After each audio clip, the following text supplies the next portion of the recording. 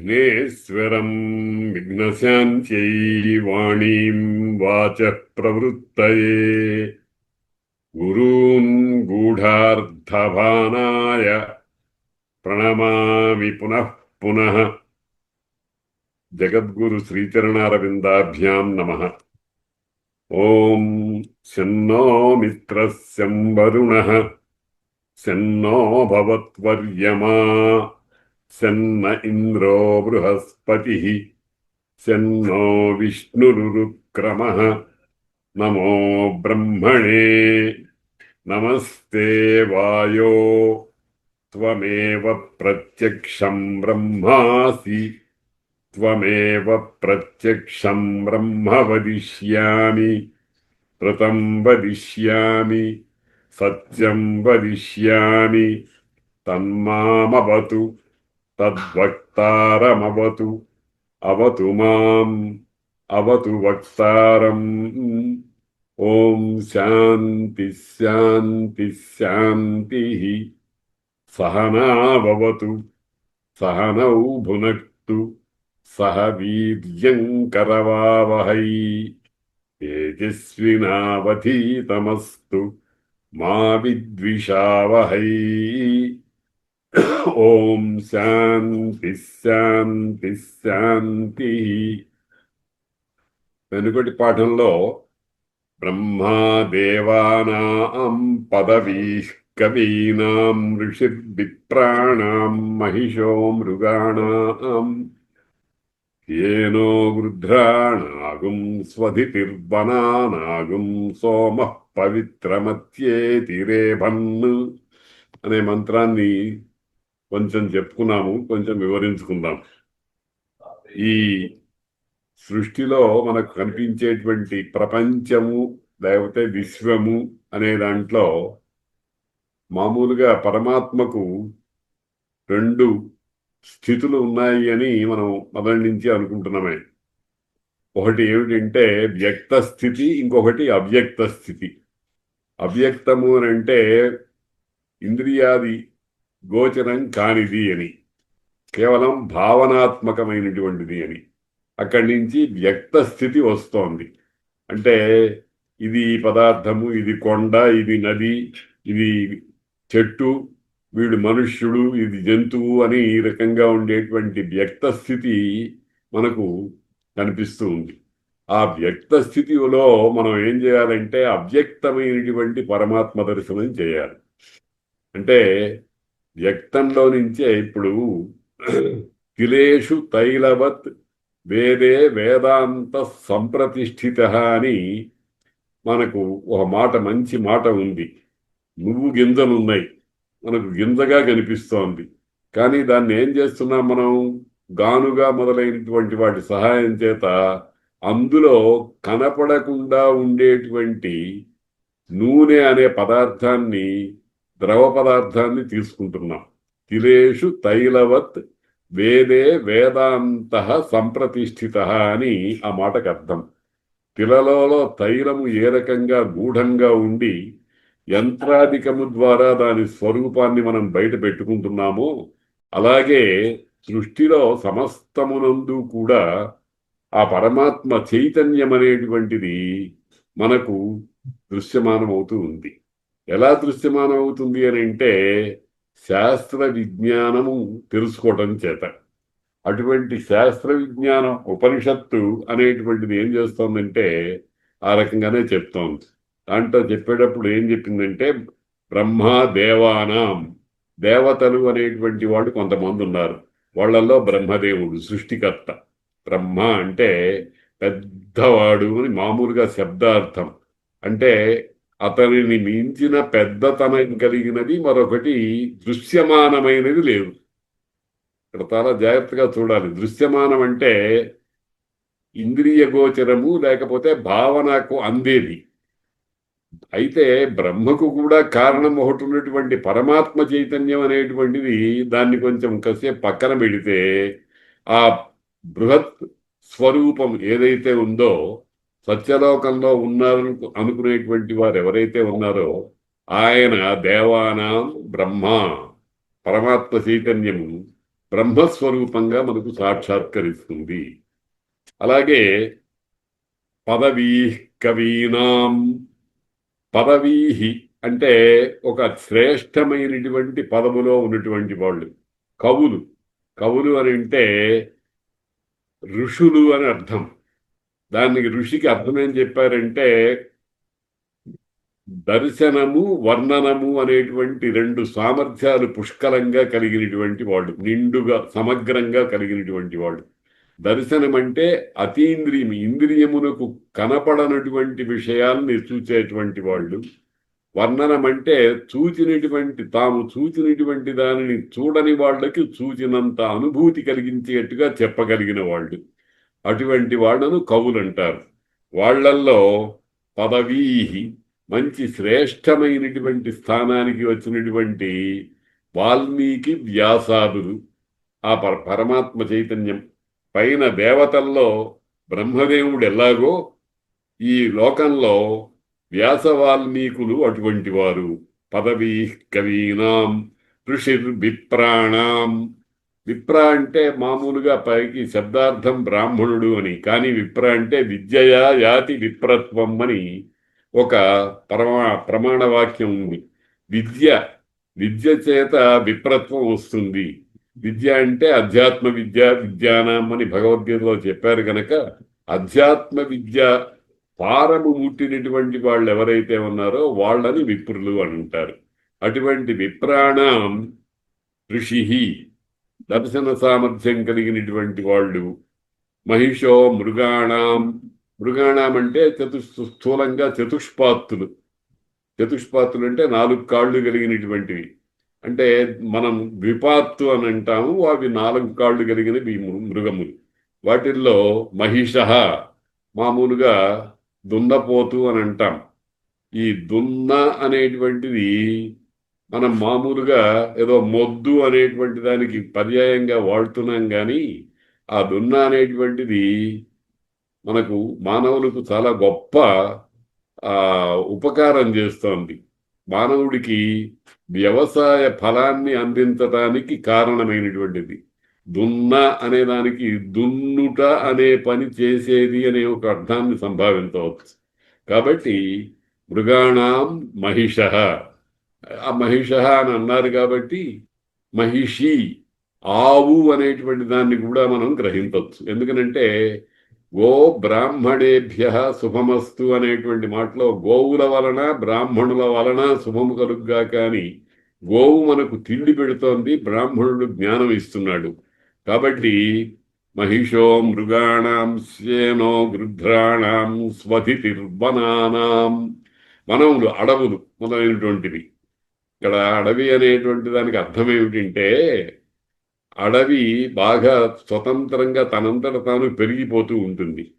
ఆ అడవిలో ఉండేటువంటి ఫలితాలను అంటే కలప మొదలైనటువంటి వాటిని, పండ్లు మొదలైనటువంటి వాటిని, మనం వంట చెరకుగా పనికొచ్చేటువంటి కట్టెలు బొగ్గులు మొదలైనటువంటి వాటిని అన్నిటినీ ఉపయోగించుకుంటున్నాం. వాటి అనుగ్రహం లేకపోతే మనకు తిండి లేదు, మనకు గుడ్డ లేదు, మనకు ఏ విధమైనటువంటి దాన్ని మనం పొందలేం. కాబట్టి అటువంటి వనానాం, అడవులలో ఉండేటువంటి మహోదాత్తమైనటువంటి ఫలాన్నంతటినీ కూడా సమాజానికి ఉపయోగించేట్టుగా చేయటంలో ప్రధానమైనటువంటి దక్షత కలిగినటువంటిది ఏమిటంటే గొడ్డలి, స్వధితి, గొడ్డలి. అటువంటి వనానాం స్వధితి సోమ పవిత్రమత్యేతి రేభన్ను. అలాగే సోమలత అని ఒకటి ఉంది అని అంటారు. అది ఉన్నది. దానిని పూర్వకాలంలో ఆ సోమలతను పిండి ఆ ద్రవంతో హోమం చేసి ఒక యజ్ఞం, సోమయాగము అనేటువంటి దాన్ని చేస్తారు. అటువంటి సోమలత తక్కినటువంటి అన్ని లతల కంటే కూడా సర్వశ్రేష్టమైనటువంటిది. అటువంటి పవిత్రమైనటువంటిది సోమ పవిత్రమత్యేతి రేభన్. ఇవి సోమలతాత్మకుడై ఆ పరమాత్మ అనేటువంటి వాడు రేభన్.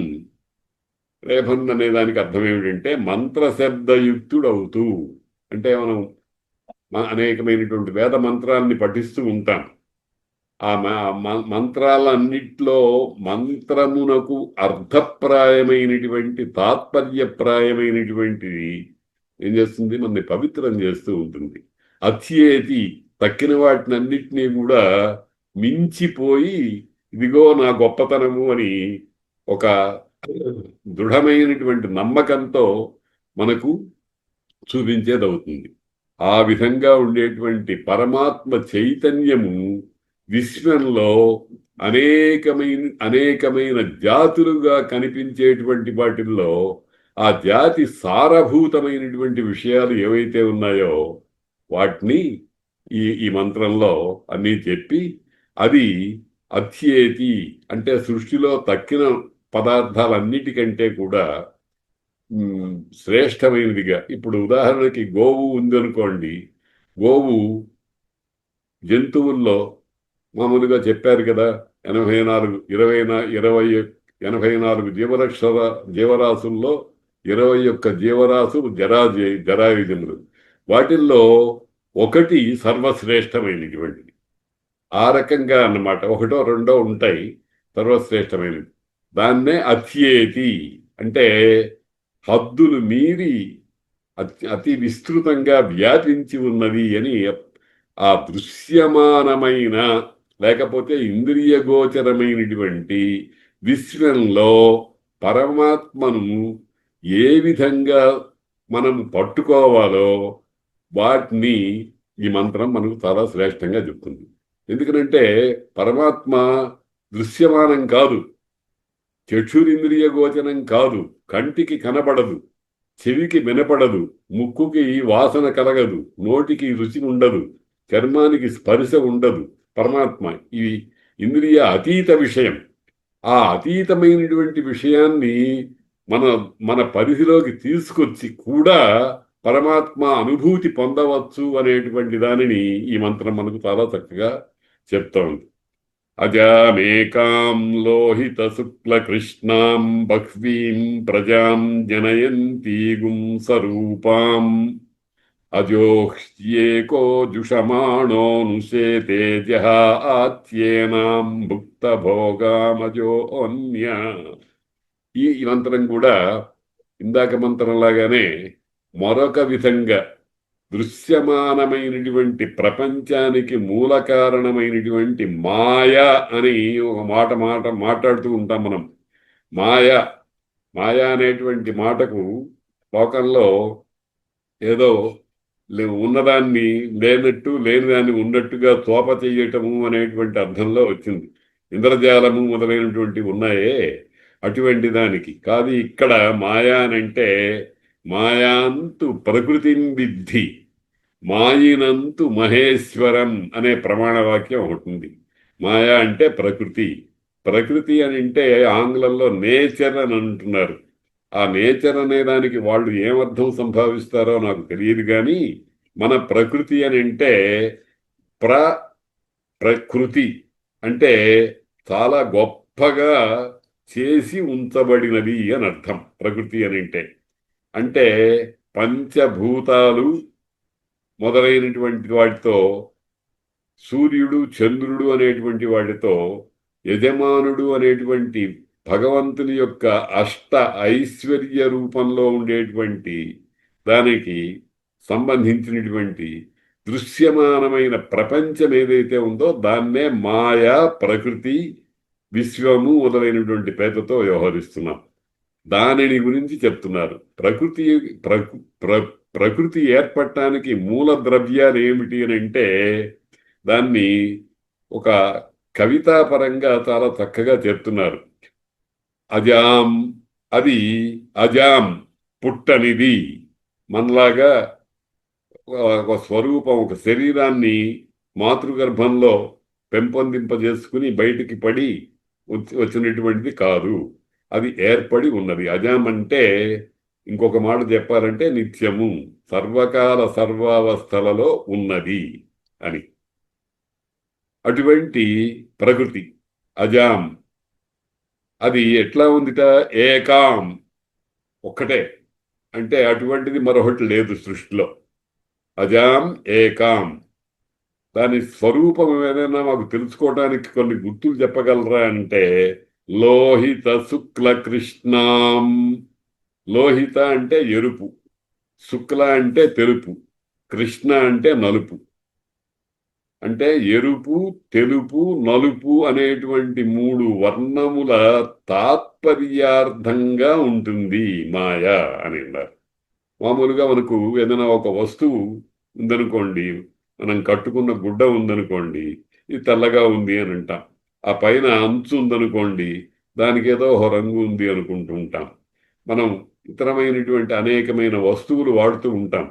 కూరగాయల్లో దోసకాయ రంగు ఒకటి, వంకాయ రంగు ఒకటి, బీరకాయ రంగు ఒకటి, ఇట్లాగా అనేకమైనటువంటి రంగులు ఉన్నాయి. ఆ రకంగానే ప్రకృతికి కూడా మూడు రంగులు ఉన్నట్టుగా సంభావన చేసింది వేదమాత.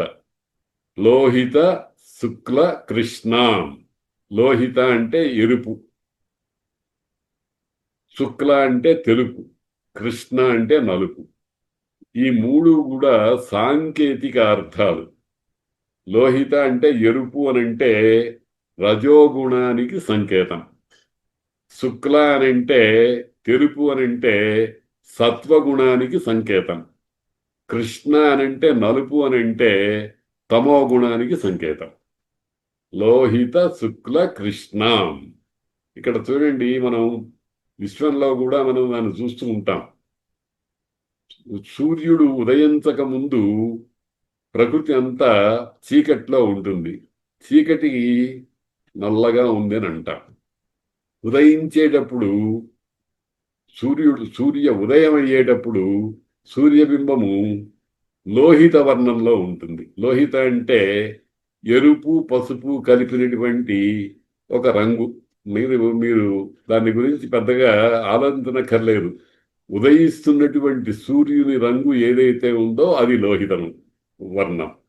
ఇంకా శుక్లవర్ణం, ఆ సూర్యుడే మట్ట మధ్యాహ్నం పై భాగంలోకి వచ్చినప్పుడు అక్కడ తెల్లటి, అంటే బంగారము వంటి పోని తెల్లటి వర్ణం అనేది కనిపిస్తుంది.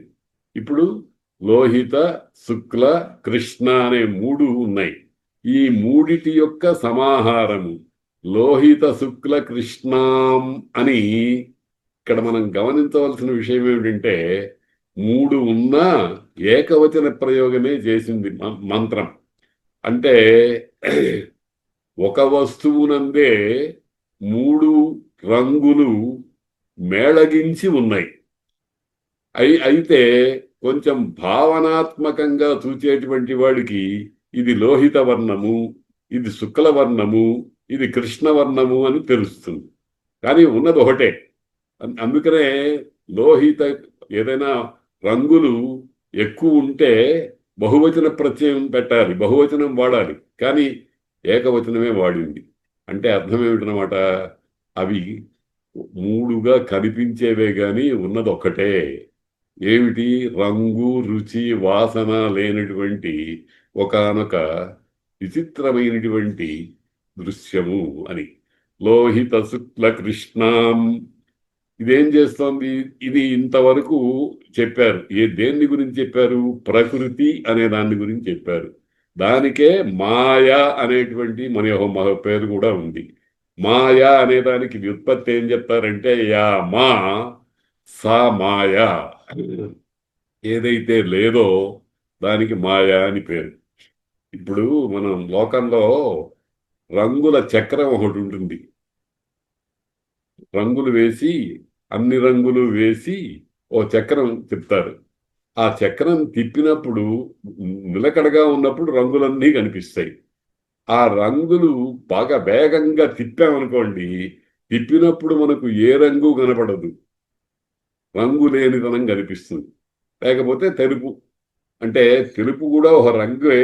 ఆ తెలుపు కూడా లేనటువంటి అచ్చమైనటువంటి జలం లాంటి స్వరూపం మనకు కనిపిస్తుంది. అగో ఆ రకంగా అన్నమాట. అజామేకాం లోహిత శుక్ల కృష్ణాం.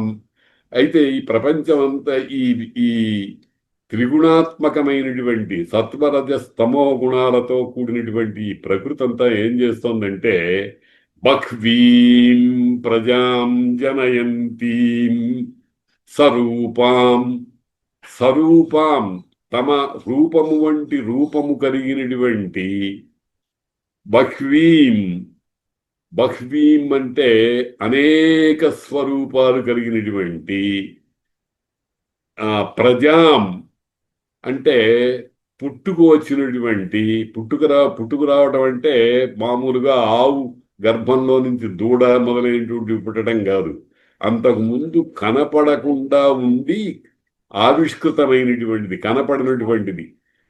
మామూలుగా మనం ఆ లోక సామాన్యంగా అనుకుంటే ఒక తెర మీద సినిమా ప్రొజెక్టర్లో నుంచి కాంతి రేఖ రాకముందు తెర ఎట్లా ఉంటుందో అట్లా ఉన్నదాని మీద ఈ యంత్రం ద్వారా ఆ రీల్ని తిప్పుతూ ఉంటే ఆ బొమ్మలన్నీ తెర మీద ఏ రకంగా కనిపిస్తూ ఉంటాయో ఆ రకంగా కనిపిస్తూ ఉండటం. బహ్వీం ప్రజాం జనయంతి. అక్కడ సినిమా తెర మీద మనం దానికి ఇంత కొలత ఉంటుంది, 35 సెంటీమీటర్లనో ఏదో కొలత ఉంటుంది. దాని మీద ఎంత విశ్వం అంతా చూపిస్తున్నారు కదా, ప్రపంచం అంతా చూపిస్తున్నారు కదా, ఊళ్ళు చూపిస్తున్నారు కదా, కొన్ని వందల మంది మనుషులను చూపిస్తున్నారు కదా, గుర్రాలు ఏనుగులు మొదలైన వాటినన్నింటినీ చూపిస్తున్నారు కదా. వాటి అసలు ప్రమాణానికి బొమ్మలో ఉండేటువంటి ప్రమాణానికి ఎంత తేడా ఉంది. కానీ మనం ఆ కర్టన్ మీద దాన్ని చూసినప్పుడు, ఏనుగును చూసినప్పుడు, కురుక్షేత్ర సంగ్రామాన్ని సినిమా చూపించాడు అనుకోండి, వేల ఎకరాల్లో వ్యాపించి ఉన్నటువంటి దాన్ని అంతటినీ కూడా మనం టీవీ స్క్రీన్ మీద చూస్తున్నాం. బహ్వీం ప్రజాం జనయంతీగుం. ఆ రకంగానే ఆ మాయ అనేటువంటిది ఈ అతి విశాలమైనటువంటి ప్రజాం అనేక విధాలుగా ఆకారాన్ని బట్టి ఒక్కొక్క వ్యపదేశం పేరు, అంటే 2 కాళ్ళు ఉండి తల ఉండి పైవైపు ప్రసరించేటువంటి వాడి మనిషిని, 4 కాళ్ళుండి అడ్డంగా తిరిగేటువంటి దాన్ని తిరియక్కని, భూమిలో నుంచి వేళ్ళు అటు కిందికి పైకి చెట్టుని శాఖల్ని మొదలైన వాటిని తీసేదన్న చెట్టని, ఇట్లాగా స్వరూపాన్ని బట్టి ఒక్కొక్క దానికి వాచారంభణం వికారో నామధేయమని ఏదో చిన్న మార్పు వచ్చేటప్పటికి పేరు మార్పు వచ్చేస్తుంది. ఆ విధంగా ఉండేటువంటి ప్రజ అనేటువంటి దానిని జనయంతి అంటే ఈ మనం ఎప్పుడు అనుకునేటువంటి మాట ఉందే, 84 లక్షల జీవరాశులుగా స్థావర జంగమాత్మకంగా ఉండేటువంటి విశ్వమంతా, 14 లోకాల సముదాయం అంతా కూడా ఈ ప్రకృతి అనేటువంటి దాని యొక్క స్వరూపమే. ఈ ప్రకృతియే మనకు ఇది వేరు, అది వేరు, ఇది ఇంకోటి, దీని స్వరూపం ఇది, దీని నామం ఇది, నామధేయ రూపధేయాలు అనేటువంటివి భిన్నంగా ఉండటము అనేటువంటిది మనకు తెలియజేస్తాము. ఇట్లా తెలియటానికి మూల కారణమైనది ఏమిటి? మాయ, ప్రకృతి అంటారు. మాయాంతు ప్రకృతిం విద్ధి మాయినంతు మహేశ్వరం. మాయ కలవాడు, మాయను సృష్టించినవాడు, మాయ మీద అధికారం, సంపూర్ణమైన అధికారం కలిగినటువంటి వాడు ఆయన పరమాత్మ. ఈ రకంగా అజామేకాం లోహిత శుక్ల కృష్ణాం. ఇక్కడ ఇదంతా కూడా ఈ ప్రకృతి అనేదానికి ఇవన్నీ విశేషణాలు. విశేషణాలంటే విశేషాన్ని చెప్పేది. బాలుడు అన్నాం, ఒక వయస్సును ఉండేటువంటి వాడిని బాలుడు అంటాం. వాడే మంచి బాలుడు అన్నాం. ఆ మంచి అనేటువంటిది విశేషం చేస్తోంది. అంటే మంచితనము లేని వాళ్ళు కూడా ఉంటారు అని తెలియజేస్తోంది. విశేషం అంటే కేటాయించటం, వాడిని వేరు చేయటం, ఆ సముదాయంలో నుంచి ఒకడిని భావనాత్మకంగా పక్కన తీసుకొచ్చి పెట్టడం లాంటిది అన్నమాట. అట్లాగే ఇక్కడ అజ అనేటువంటి దానికి ఏక లోహిత శుక్ల కృష్ణ బహ్వీ ప్రజా జన స్వరూపాం జనయంతి అని ఇవన్నీ విశేషణాలు అన్నమాట. అంటే ఆ విశేషణాల చేత విశేష్యానికి అసలు వస్తువునకు సంబంధించినటువంటి సమగ్ర జ్ఞానం మనకు తెలియవస్తూ ఉంటుంది. అజామేకాం లోహిత శుక్ల కృష్ణాం బహ్వీం ప్రజాం జనయంతీగుం స్వరూపాం. ఇది ప్రకృతి. ఇంకా రెండవ భాగానికి వస్తాం. అజోహ్యేకో జుషమాణోనుసేతే జహా ఆత్యేనాం భుక్త భోగామజోన్యః. ఏకః ఈ మాయను, ఇందాక చెప్పినటువంటి ప్రకృతి అనేదాన్ని, ఏకః ఒకడు, అజహ అజహ అని అంటే వాడు కూడా పుట్టని వాడే, కానీ కొంచెం మకిలి పూసుకున్నాడు, మడ్డి పూసుకున్నాడు, కొంచెం మాలిన్యాన్ని పూసుకున్నాడు. ఆ మాలిన్యాన్ని పూసుకోవడం చేత వాడికి జీవుడు అనే పేరు వచ్చింది. దేవుడు అనే పేరు నుంచి జీవుడు అనే పేరు వచ్చింది. ఒక వ్యక్తి ఉన్నాడు అనుకోండి, వాడు ఇంట్లో ఒక విధంగా ఉంటాడు, ఉద్యోగానికి వెళ్ళేటప్పుడు ఒక రకమైనటువంటి వేషం ధరిస్తాడు, స్నానాదులు చేసేటప్పుడు ఒక రకంగా ఉంటాడు. ఇట్లా అనేకమైనటువంటి స్వరూపాలు వాడు నిత్య వ్యవహారంలో పొందుతూ ఉంటాడు. వాడిని మన తెలుగులో ఒక పరిభాష ఉంది. మా అమ్మాయిని రేపు పొద్దున పెళ్లి కూతుర్ని చేస్తున్నామండి అన్నారు. పెళ్లి కూతుర్ని చేయటం ఏమిటి అంటే, ఆ అమ్మాయి ఏదో సుజాతనో ఇంకేదో ఒక పేరు ఉన్నటువంటి అమ్మాయే. ఆ అమ్మాయికి ఒక ప్రత్యేకమైనటువంటి వస్త్రములు, ఒక రకమైనటువంటి ఆభరణములు, ఒక విధమైనటువంటి పూలదండలు మొదలైనటువంటివి, ముఖం మీద బొట్టు మొదలైన వాటిల్లో అంతకు ముందు లేనటువంటి స్థితి, బుగ్గన చుక్క పెట్టడం మొదలైనటువంటివి, ఇవన్నీ కల్పించి పేరంటాండ్రందరి ముందర ఒక చిన్న వేడుకలాగా చేయటం అనేటువంటి ప్రక్రియకు పెళ్లి కూతుర్ని చేయటము అనేటువంటి మాటకు అర్థం అన్నమాట. అలాగా ఈ అజుడు అంటే పుట్టనివాడే, కానీ పుట్టాను అనేటువంటి భ్రాంతిలో ఉన్నటువంటి వాడు అతడు ఏం చేస్తున్నాడంటే, అజ అజోక్ ఏకః జుషమాణః.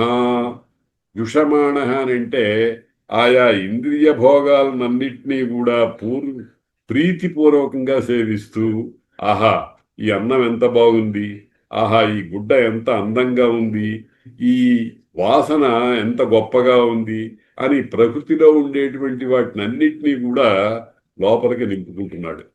దాన్నే జుషమాణుడు అని శబ్దం చేత తీసుకోవటం, ప్రీతిపూర్వకంగా వాటిని అన్నిటినీ అనుభవించటం అన్నమాట. జుషమాణో అనుసేతే, వాటిని అనుసరిస్తూ పోతున్నాడు. మామూలుగా ప్రసిద్ధమైన మంత్రం ఉంది కదా, వా సుపర్ణా సయుజా సఖాయౌ సమానం వృక్షం పరిషస్వ జాతే తయోరేకః పిప్పలం స్వాద్వత్తి అనస్నన్నన్యో అభిచాకసీతి అని మంత్రం. ఎంత గొప్ప మంత్రం అండి! ఎంత మనకు తాత్విక రహస్యాన్ని ఎంత చక్కగా చెప్తోందో చూడండి ఆ మంత్రం. ఏమిటన్నారు? ద్వా సుపర్ణ, రెండు రెండు రెక్కలు కలిగినటువంటివి. రెక్కలు పక్షులకు ఉంటాయి కాబట్టి. సయుజ కలిసే ఉన్నాయి. సఖాయ ప్రాణమిత్రములు, ఒకదానికి ఒకటే ప్రాణము అనదగినటువంటిది. సమానం వృక్షం ఒకే వృక్షాన్ని పరిషస్వ జాతే కౌగిలించుకుని ఆనుకుని వాటిని గట్టిగా పట్టుకుని ఉన్నాయి. రెండు ఒకటే, ఒకే పక్షి రెండు స్వరూపాలుగా అయి ఒకే చెట్టును ఆశ్రయించి అలా ఉంది. తర్వాత రెండో పాదం దగ్గరికి వచ్చేటప్పటికి తయోహో ఆ రెండింటిలో ఏకహ ఒకటి స్వాదు పిప్పలం అత్తి రుచికరమైనటువంటి పిప్పలి పండు అనేదాన్ని తింటోంది. అత్తి తింటోంది. ఇక్కడ చాలా చమత్కారంగా మనం భావించవలసింది ఏమిటంటే, ఈ తినటం అనేటువంటిది వర్తమాన కాల క్రియలో చెప్పింది మంత్రం. వర్తమాన కాల క్రియ అంటే అప్పుడు జరుగుతున్నది. ఇప్పుడు అత్తి అంటే ఇప్పుడు మనం పాఠం చెప్పుకునేటప్పుడు తింటున్నట్టుగా మనం చూడటం లేదు కదా. వర్తమాన కాలం ఎట్లా చెప్పాలి? తినేసింది అని చెప్పాలి. కానీ ఈ తినటం అనేటువంటిది సృష్టి ప్రారంభం నుంచి సృష్టి అంతమయ్యే వరకు జరుగుతుంది అని తెలియజేయటం అన్నమాట. అత్తి, స్వాదు, రుచికరం. నిజానికి రుచి, పక్వము, పక్వత మొదలైనటువంటి లక్షణాలన్నీ కూడా ప్రాపంచిక విషయాలే గాని పరమార్థ విషయాలు కాదు. అందుకనే తత్వం తెలిసినటువంటి వాళ్ళు భోజనాలు చేసేటప్పుడు కొంతమంది ఇది కూర, ఇది పప్పు, ఇది పులుసు, ఇది చారు, ఇది మధుర పదార్థము, ఇది మరొక రుచి కలిగిన పదార్థము అని ఓ 10-15 విస్తట్లో వడ్డిస్తే సాధారణంగా తత్వజ్ఞులైనటువంటి వాళ్ళు, సన్యాసులైనటువంటి వాళ్ళు, విశిష్టమైనటువంటి జ్ఞాన సోపానం పైకి ఎక్కినటువంటి వాళ్ళు అన్నీ కలిపేసేసుకుని దేని రుచి ప్రత్యేకించి ఉన్నది అని కాకుండా అన్నిటి యొక్క సమాహారాన్ని తీసుకుని లోపలికి తీసుకుంటూ ఉంటారు. అజోహ్యేకో దుషమాణో అదే అత్తి, స్వాదు అత్తి అంటే రుచి భేదాన్ని గమనిస్తూ తినటం జీవుడి లక్షణం. రుచి భేదము అనే దాన్ని పట్టించుకోకుండా తినటం అనేటువంటిది ముక్త పురుషుడి లక్షణం, ముముక్షువు లక్షణం. అజోహ్యేకో తయోరేక పిప్పలం స్వాద్వత్తి అనస్నన్యో అభిచాకసీతి. అది రెండవది తినకుండా అట్లా కేవలంగా చూస్తూ ఇది ఆ తిన్నందువల్ల పొందినటువంటి వికారాల్ని, వాటి వల్ల వచ్చేటువంటి జబ్బులు మొదలైన వాటిని, వాటి వల్ల కలిగేటువంటి సుఖదుఖాదులు మొదలైన వాటిని అనుభవించడాన్ని అదంతా చూస్తూ ఏమీ పట్టకుండా హాయిగా కూర్చుంది. పయోరేక పిప్పలం స్వాద్వత్యనం అనస్నన్యో అభిచాకసీతి అని ఆ మంత్రార్థాన్ని తీసుకుని ఈ మంత్రం అయితే ఈ మంత్రం యొక్క తాత్పర్యాన్ని అది సంగ్రహంగా చెప్పింది. ఇది విస్తరించి చెప్తోంది. అజోహ్యేకో జుషమాణో నుసేతే. జుషమాణ అంటే చాలా లొట్టలు వేస్తూ ఉంటామే మనం. ఏదైనా కొంతమంది బాగా బాగుంది అంటే ఆహా ఎంత బాగుంది అనుకుంటూ లొట్టలు వేసుకుంటూ తింటారంటామే. ఆ రకంగా తినటాన్ని అనుభవించటాన్ని జుషమాణ అనే శబ్దం అభివ్యక్తం చేస్తుంది. జుషమాణో అనుసేతే. ఇంకా రెండవది జహాత్యేనాం భుక్త భోగాం అజో అన్యః. రెండవది కూడా అజహ, అది కూడా ఇందాక లొట్టలేసుకుంటూ తిన్నలాంటి అయినటువంటి జీవుడే. కానీ అది దాని స్వభావాన్ని ఏమాత్రము అనుకరించకుండా నాతనం నాదే అని విడిగా ఉన్నది. అన్యః మరొకటి. అన్యః అజహ భుక్తభోగాం. ఈ ఈ ఇటువంటి అనుభవాలన్నీ ఎన్నోసార్లు అనుభవించింది ఇదివరకే. అంటే సాధనలో వీటినన్నిటినీ కూడా అనుభవించి వానిలో ఉండేటువంటి రసహీనత్వాన్ని, వానిలో ఉండేటువంటి ఉపాదేయత్వ లక్షణం లేదు అనేదాన్ని గమనించింది కనుక, అంటే ఆ అనుభవం ఉంది గనక, ఆ అనుభవం యొక్క పాకం బాగా పొందింది గనక భుక్తభోగాం అజహ ఏనాం జహాతి. ఈ ప్రకృతి అనేటువంటి దాన్ని గురించి పట్టించుకోకుండా నిశ్చలంగా, నిర్వికారంగా, నిరంజనంగా ఉంటోంది. ఎంత గొప్ప మంత్రం అండి! ఎంత విశిష్టమైనటువంటి అర్థాన్ని మనకు తెలియజేస్తోందండి. అంటే ఇక్కడ జీవలక్షణం ఏమిటి, దేవలక్షణం ఏమిటి అనేటువంటి దాన్ని ఒక ఆలంకారిక మార్గంలో, అంటే అలంకారాలంటే మనం చెప్పేదాన్నే కొంచెం వంకరగా చెప్తాం. వాడికి కళ్ళు నెత్తి మీదకి వచ్చినాయి అంటాం. నెత్తి మీదకి రావడం అంటే ఎప్పుడైనా ఎక్కడైనా కళ్ళు నెత్తి మీద ఉండేటువంటి మనిషిని మనం చూస్తామా? మామూలుగా మనకి ఏ డైరెక్షన్లో ఉన్నాయో ఆ డైరెక్షన్లోనే ఉన్నాం. కానీ ఒక ఒక దగ్గరగా ఉండేటువంటి వాడిని, కొంచెం ఒళ్ళు పొగరుగా ఉండేటువంటి వాడిని, వాడెక్కడండి, వాడికి కళ్ళు నెత్తి మీదకి వచ్చినాయి అంటాం. అంటే ఏమిటనమాట, సమానమైనటువంటి పరిధిలో ఉండేటువంటి వాళ్ళని చూడటం తగ్గించేశాడు, చూడటం మానేశాడు, తానేదో చాలా గొప్పవాడిని అనుకుంటున్నాడు అనేటువంటి అర్థాన్ని చెప్పడం, దాన్నే ఆలంకారికంగా చెప్పడం అని అంటాం. అట్లాగే ఇక్కడ కూడా ఆలంకారికంగా తత్వాన్నంతటినీ కూడా మనకి చెప్తున్నారు. అజామేకాం లోహిత శుక్ల కృష్ణాం బహ్వీం ప్రజాం జనయంతీగుం స్వరూపాం.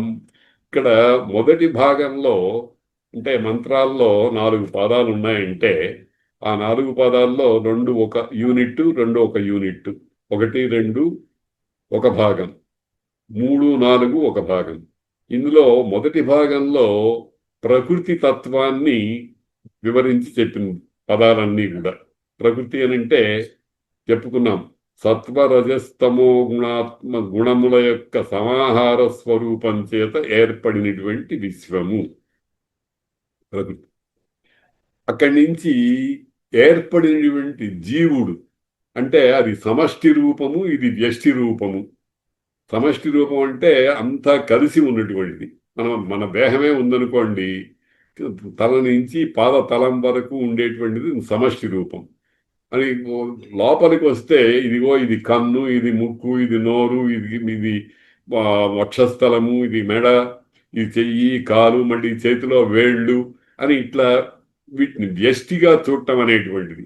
ఆ ప్రకృతి అనే దాని నుంచి వ్యష్టి రూపానికి వచ్చేటప్పటికీ అజోహ్యేక, ఒకడు, అజహ వాడు తత్వత పరమాత్మ స్వరూపుడే అయినా మాయా అనేటువంటి దాని ప్రభావం చేత నేను జీవుణ్ణి అనేటువంటి భావన కలిగినటువంటి వాడై అజోహ్యేక జుషమాణో అనుసేతే అంటే బాగా ప్రీతిగా అని ఎంతో.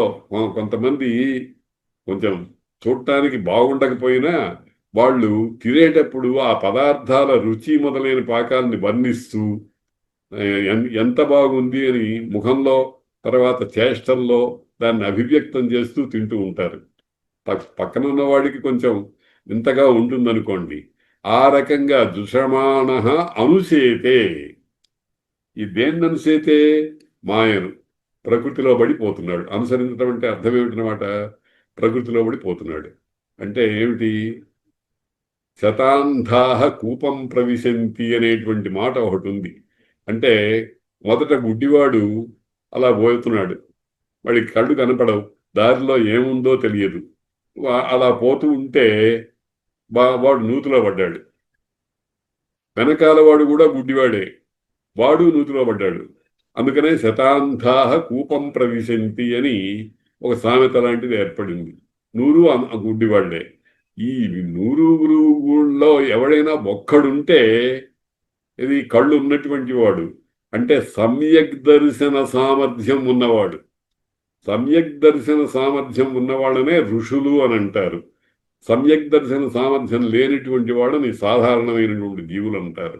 మనం అందరం కూడా ఈ సమ్యక్ దర్శనం అనేటువంటిది సాధించే దశలో ఉన్నప్పటికీ కూడా గుడ్డివాళ్ళ కిందనే లెక్క.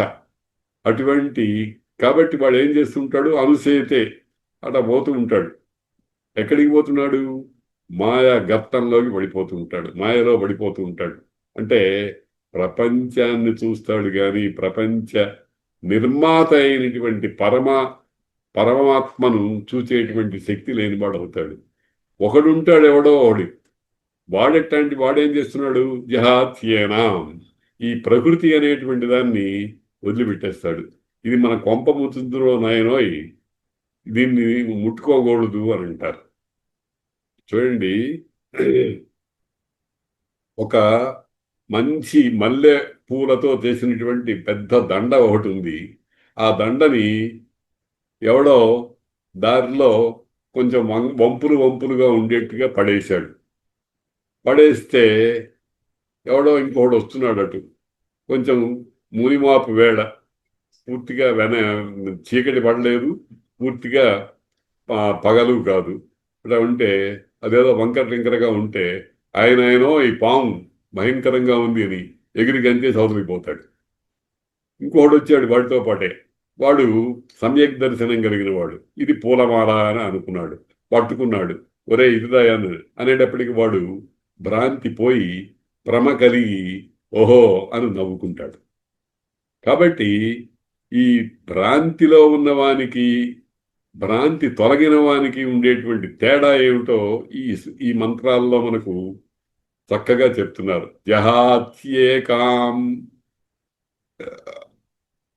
భుక్తభోగామజోన్యః. అన్యః అజః అంటే జీవుడు, అంటే పట్టించుకున్న జీవుడు ఒకడు, పట్టించుకోని జీవుడు ఒకడు. దేనిని పట్టించుకోడు? ప్రకృతిని పట్టించుకున్నవాడు, పులుముకున్నవాడు. ప్రకృతిని అంటే మాయను ఒంటి నిండా ఎక్కడా ఖాళీ లేకుండా ఆ లోపల బయట పులుముకున్నటువంటి వాడు జీవుడు, అంటే బద్ధుడైన జీవుడు. ఆ మాయ అనేటువంటి దాని మాలిన్యాన్ని ఏమాత్రము అంటించుకోకుండా శుద్ధంగా తిరిగేటువంటి వాడు ఉన్నాడు. వాడు ఏం చేస్తాడు? అట్లా చూస్తూ ఉంటాడు. ఇందాక చెప్పినటువంటి మంత్రంలో లాగా అనస్నన్ అన్యః అభిచాకసీతి. ఏమీ తినకుండా, దాని వైపు చూడకుండా, వీడు వాడు ఒకటే, ఒక తల్లి కడుపును పుట్టిన ఇద్దరు పిల్లల లాంటి వాళ్లే. ఒకడేమో అట్లా ప్రవర్తించడానికి, ఒకడు ఇట్లా ప్రవర్తించడానికి కారణం ఏమిటి? వానిలో మాలిన్యం ఉంది, వీడిలో శుద్ధత్వం ఉంది. మాలిన్యము శుద్ధత్వం అనేది మామూలుగా లోక సంబంధమైనటువంటి పదార్థాలు కావు. ఇది మాలిన్యం అంటే మాయకు లోబడి ఉండటం. మాలిన్యం లేకపోవటం అంటే మాయను గమనించకుండా, మాయన్ని పట్టించుకోకుండా ఉండటం. మాయని పట్టించుకోకపోతే సహజ సిద్ధంగా ఏర్పడేది పరమాత్మను పట్టించుకోవడమే అవుతుంది. దాన్నే బ్రహ్మవేత్త అంటారు. బ్రహ్మవిత్ బ్రహ్మైవ భవతి అని. కాబట్టి అజోహ్యేకో జుషమాణోనుసేతే జహాత్యేనాం భుక్తభోగామజోన్యః. ఇది చక్కగా జ్ఞానము కలిగిన వానికి, జ్ఞానము లేని వానికి ఉండేటువంటి భేదాన్ని చెప్తోంది. అయ్యా, ఇక్కడ మనకు ఒక ప్రశ్న వస్తుంది. జ్ఞానం లేని వాడి సంగతి ఎందుకు చెప్పాలండి? మనకు జ్ఞానం కదా కావాల్సింది. జ్ఞానం కావాల్సి వచ్చినప్పుడు జ్ఞానం లేని వాడిని గురించి అనవసరంగా తీసుకొచ్చి మనని కన్ఫ్యూషన్లో పెట్టడం ఎందుకు అని ఓ ప్రశ్న వచ్చే అవకాశం ఉంది. కానీ దాన్నే ఏమంటారంటే, ఒక విషయాన్ని ప్రతిపాదించేటప్పుడు అన్వయ వ్యతిరేకాలు అని ఉంటాయి. అన్వయం అంటే పాజిటివ్గా వెళ్ళటం, వ్యతిరేకం అంటే నెగిటివ్ దారిలో వెళ్ళటం. అదిగో ఆకాశంలో చంద్రుడు కనిపిస్తున్నాడు అని చెప్పడం అన్వయం. ఇది మామూలుగా లోకంలో అడిగో ఆకాశంలో చంద్రరేఖ, విధియనాడు చంద్రరేఖ ఉన్నట్టుగా కనిపిస్తుంది. కానీ కొంతమంది దాన్ని పట్టుకోలేకపోతే ఒక చెట్టు కొమ్మను చూపిస్తాడు. శాఖాచంద్రన్యాయం అంటారు. ఆ చెట్టు కొమ్మను చూపించి, ఇగో మన ఇంటి ముందర ఒక కొమ్మ ఉందే, ఆ కొమ్మ ఆ పైనుంచి అలా చూడు అని అంటారు. అంటే అక్కర్లేని కొమ్మను చూపిస్తున్నారు. కావలసింది చంద్రరేఖ, అక్కర్లేనిది చెట్టు కొమ్మ. ఈ చెట్టు కొమ్మని చూపించడం అనేటువంటిది కొంచెం సమన్వయంగా చేసుకుంటే ఏమిటర్థం అంటే వ్యతిరేక దృష్టితో చెప్పడం. కాబట్టి పరమాత్మతత్వాన్ని అనుభవించలేనివాని స్థితిని చెప్పి, నీవు అట్లా కావద్దు నాయనా, అనుభవించినటువంటి వాడి తత్వం ఎట్లా ఉంటుందో దానిని గమనించు అని చెప్పడానికి రెండు రకాల వాడిని, మాయకు లోబడిన వాడిని, మాయకు అతీతంగా ఉన్నవాడిని, ఇద్దరిని గురించి ఈ మంత్రం మనకు చాలా చక్కగా చెప్తోంది. అజానేకాం లోహిత శుక్ల కృష్ణాం బహ్వీం ప్రజాం జనయంతి గుం స్వరూపాం అజోహ్యేకో దుషమాణోనుసేతే జహాత్యేనాం భుక్త భోగామజోన్యః. ఇంకా చాలా గొప్ప మంత్రం తర్వాత వస్తుంది మనకు. అగ్ంసస్సుచిషద్వసురంతరిక్ష సద్ధోత వేది శరతి దిర్దురోణసత్ నృషద్వరసద్వృత సద్వ్యోమసరబ్జా గోజారుతజా అద్రిజారుతం బృహత్. ఇది చాలా ప్రసిద్ధమైన మంత్రం. మనకు సంధ్యావందనాదుల్లో కూడా దీన్ని చదువుతూ ఉంటాం. కానీ ఏదో నేర్చుకుని అర్థ సంభావన ఏమీ లేకుండా పారాయణ చేస్తూ ఉంటాం. అది అదేం తప్పని నేను అన్ను, కానీ అర్థజ్ఞానంతో పారాయణ చేస్తే ఫలితం అధికంగా ఉంటుంది. హంస అన్నారు. హంస అని అంటే మామూలుగా అది ఒక పక్షి. మామూలుగా ఇప్పుడు మనకు కనపడదు. ఎప్పుడో హంసలు ఉండేవి అని కావ్యాల్లో, మరి వేద మంత్రాల్లో వాటిల్లో ఉంది. అసలు హంస అంటే హంస సోహం సోహం హంస అని మంత్రం ఉంది. సోహం భావననే కొంచెం ఇటు నుంచి అటు తిప్పితే హంస అయింది. హం సహ. హం అంటే అహం, సహ అహం బ్రహ్మాస్మి అనే మంత్రమునకు ఒక రూపకల్పన చేస్తే అది ఒక పక్షిలాగా, ఒక మనం మామూలుగా ఏదో కొంగ మొదలైనటువంటి దానిలాగా, లేకపోతే బాతు మొదలైన దానిలాగా కనిపించేటువంటి ఓ జంతువు కనిపిస్తుంది. దానికది అక్కడ మనం చూడాల్సింది బాతు కాదు, హంస కాదు. ఆ హంస శబ్దము ఏ పరమాత్మను చెప్తోందో ఆ పరమాత్మను చూడాలి. ఇంకా అది చాలా కష్టమైన విషయం గనక పోనీ మీకు మీ దగ్గరకు మీ స్థాయికి దిగి వచ్చి చెప్తామంటోంది మంత్రం. హంస అంటే ఆకాశంలో సూర్యుడు, సూర్యబింబం. ఆ సూర్యబింబాన్ని మనం ఆ కిరణాల ఆ తాకిడికి తట్టుకోలేక కళ్ళు విప్పి పూర్తిగా చూడలేము. కానీ కాస్తో కూస్తో చూడొచ్చు. బాగా మట్ట మధ్యాహ్నం పైకి వచ్చినప్పుడు కొంచెం చిన్నపాటి ప్రయత్నం చేత చూస్తే, కళ్ళు పెట్టుకుని చూసిన తర్వాత కొంచెం సేపు కళ్ళు ఓ రకంగా ఉంటాయనుకోండి, చూసాం. ఆ సూర్యుడు అనుకోండి, ఆయనకి ఆదిత్యుడు అని పేరు. హంస అనే శబ్దానికి ఆదిత్యుడు అనేటువంటి అర్థం కూడా సంస్కృతంలో ఉంది.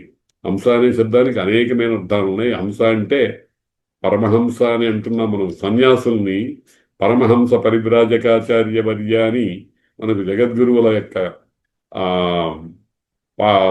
వారిని స్థుతించేటువంటి మాటల్లో, గద్యలో ఆ మాట కూడా కనిపిస్తుంది, పరమహంస అని. హంస అనేటువంటిది పక్షి, కానీ ఆ పక్షి కంటే పై స్థాయి పరమహంస అంటే పరమాత్మే. అటువంటి పరమాత్మ హంస. మరి పరమాత్మకు దృశ్యత్వం లేదు కదా, శ్రవ్యత్వం లేదు కదా, అంటే కనపడదు కదా, వినపడదు కదా, స్పర్శ పొందలేం కదా. ఎట్లాగానంటే, అయ్యా మిమ్మల్ని అందరినీ అనుగ్రహించడానికి ఆ పరమాత్మ మనకు సృష్టిలో ఉండేటువంటి, మనకు సన్నిహితంగా ఉండేటువంటి అనేకమైన పదార్థాల్లో తన తత్వాన్ని నింపి మనకు ఎట్లా గోచరిస్తే అర్థమవుతుందో అట్లా గోచరిస్తున్నాడు అని చెప్తున్నారు. ఏమిటది? శుచి షత్. శుచి షత్, శుచియందు ఉన్నాడు. శుచి అంటే పవిత్రమైనటువంటి జ్యోతిర్మండలం. ఆకాశంలో నక్షత్రాలు, సూర్యుడు, చంద్రుడు, గ్రహాలు మొదలైనటువంటివన్నీ ఉన్నాయే, అటువంటి నక్షత్రాలు మొదలైనవి. చూడండి, మనం రాత్రిపూట అమావాస్య రాత్రి అనుకోండి, కొన్ని కోట్ల కొలది నక్షత్రాలు ఆకాశంలో మెలమెల్లాడుతూ ఉంటాయి. మనం ఏదో ఒకసారి అట్లా చూసి కళ్ళు మూసేసుకుంటాం కానీ ఒక రాత్రి అంతా మీరు ఏదైనా ఒక ఉపవాసంలాగా చేసి రాత్రంతా నిద్రపోకుండా ఆ ఆకాశ మండలంలో నక్షత్ర మండలంలో ఉండేటువంటి వాటినన్నిటినీ కూడా పర్యాయంగా అంటే ఏకకాలంలో అన్నిటినీ చూడలేం గనక ఒక్కొక్కసారి ఒక్కొక్క దాన్ని చొప్పున అట్టా అట్టా అట్టా అట్టా చూసుకుంటూ పోతే మీకు కలిగే అనుభూతి ఎంత గొప్పగా ఉంటుందంటే ఈ శుచిషత్ ఆ హంస పరమాత్మ అనేటువంటి వాడు శుచి జ్యోతిర్మండలంలో మనకు కనిపిస్తూ ఉంటాడు. అంటే చూడగా చూడగా చూడగా మనకు ఇది నక్షత్రము అనేటువంటి భావన పోయి ఇది పరమాత్మ అనేటువంటి భావన కలుగుతుంది. అగంసశుచిషత్ వసురంతరిక్షసత్. వసుహు అంటే వస్ అంటే ఉండేది, వసు అంటే అనేకమైన అర్థాలు ఉన్నాయి సంస్కృతంలో. మామూలుగా వేదాంతంలో సూత్రాత్మ అంటారు. సూత్రాత్మ అంటే దాన్నే హిరణ్య గర్భతత్వము అని అంటారు. హిరణ్య గర్భుడంటే బ్రహ్మదేవుడే. బ్రహ్మదేవుడంటే మనం కొంచెం తాత్వికంగా విచారణ చేస్తే అనంతమైనటువంటి అప్రమేయమైనటువంటి పరమాత్మతత్వం నుంచి ప్రమేయ కోటిలోకి అంటే తెలియదగినటువంటి దాంట్లోకి వచ్చినటువంటి మొట్టమొదటి తత్వం ఏదైతే ఉందో దాన్ని హిరణ్య గర్భతత్వం అంటారు. దాన్నే సూత్రాత్మ అంటారు. ఆ సూత్రాత్మ స్వరూపం అనే దాన్నే ఈ మంత్రము వసుహు వసుహు అని ఉంది. అది ఎక్కడుంది? అంతరిక్ష సత్. వసురంతరిక్ష సత్. అంతరిక్ష అనే దానికి అర్థం ఏమిటంటే రిక్ష అంటే నక్షత్రాలు, వృక్షములు. వృక్షములలో నక్షత్రాలలో అంటే ఆకాశంలో కనిపించేటువంటి కొన్ని కోట్ల నక్షత్రాల్లో ఒక నక్షత్రానికి ఒక నక్షత్రానికి మధ్యలో ఏదన్నా కొంచెం సందులాగా ఉంటే ఆ సందులో నుంచి కొంచెం జాగ్రత్తగా మనస్సుని మాటను చేష్టను లగ్నం చేసుకుని చూడగలిగితే మీకు ఆ పరమాత్మతత్వం అనేటువంటిది అనుభవంలోకి వస్తుంది అని చెప్తోంది. వసురంతరిక్షసత్ హోతా వేదిషత్. వేది, వేది అంటే యజ్ఞవేదిక. యజ్ఞానికి ఒక ప్రత్యేకమైనటువంటి కొలతలు ఉండేటువంటి శాల, ప్రత్యేకమైనటువంటి కొలతలు, ఇటుకలు ఎన్ని ఉండాలి, ఏ పక్కన ఎట్లా ఉండాలి అని చెప్పేటువంటి శాస్త్రము మొదలైనవన్నీ ఉన్నాయి. ఆ అగ్నిహోత్రానికి ధార్యము అంటాం. అగ్నిహోత్రాన్ని అందులో పెట్టి ఏర్పాటు చేసేటువంటి దాన్నే వేది అని అంటారు. అంటే ఎవరికి అది వేది? అగ్నిహోత్రుడికి. అగ్నిదేవుడు ప్రత్యక్ష దైవం మనకు. కాబట్టి వేదిషత్, వేది యజ్ఞ వేదికలో ఉండేటువంటి ఆ హంస పరమాత్మతత్వమే మనకు దృశ్యమానం అవుతుంది, మనకు దగ్గరకు వచ్చింది, మనకు అందుబాటులోకి వచ్చింది. ఎట్లా వచ్చింది? నువ్వు కావాలనుకుంటే కనబడుతుంది, అక్కర్లేదంటే తగ్గిపోతుంది. మనం అనేక పర్యాయాలు అనుకున్నాం. అగ్గిపుల్ల, అగ్గిపుల్ల పెట్టెలో ఉన్నప్పుడు మనకు అందులో నిప్పు కనపడదు. దాన్ని ఒలిపిడి చేసామనుకోండి జ్వాల వస్తుంది. అగ్ని ఎంత గొప్పవాడో చూడండి.